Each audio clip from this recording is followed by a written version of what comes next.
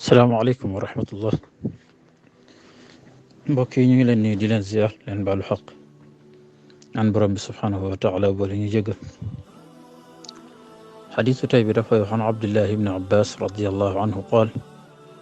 qaala rasulullahi sallallahu alayhi wa sallam awalu man yudcaa ila aljannati alxammaadun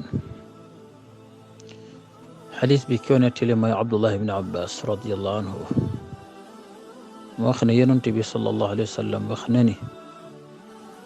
ñi yàlla di njëkk a woo ëllëg pour ñu dugg aljanna mooy cantaakoon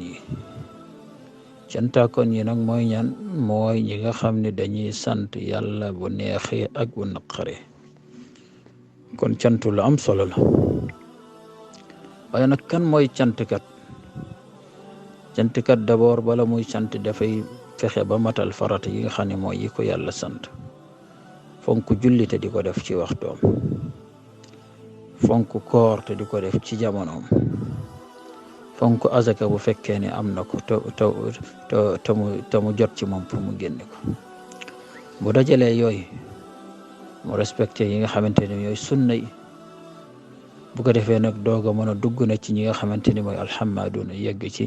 bu ko defee bu duggee ci wàllu cant nag bokk ci mën a yëg ci martaba yi nga xamante ne mooy martabatul hammaadun mooy martaba yi santkat yi ndax martaba la daraja la waaye daraja boobu bala koy jullit bee toogee mooy yi ñuy wax léegi daf koy dajale ba noppi doog a jëm ci sant yàlla du nangu jëfug jaam boo xam ne du julli du woor ba noppi di ko sant c'est impossible mënta nekk ñu bañ a nax suñ bopp te xam ne yonent bi sallallahu alayhi wa sallam bi muy ñëw yàlla daf ko wàcce boole koog li mu indi da cee bokk julli obligation la du wàcc jullit bi ba keroog muy faatu fekk muy ànd ak sago dafa war a julli koor du wàcc jullit bi ba keroog muy faatu fekk muy ànd ak sago daf ko war a def exception nag amul ci jaami de ñëpp ñoo bokk yam ci atte boobu bu ko defee bu ñu dajalee yooyu ba noppi nag jëm ci cant nag bu ko defee bu ñu cante yàlla gërëm nag daal di kontaan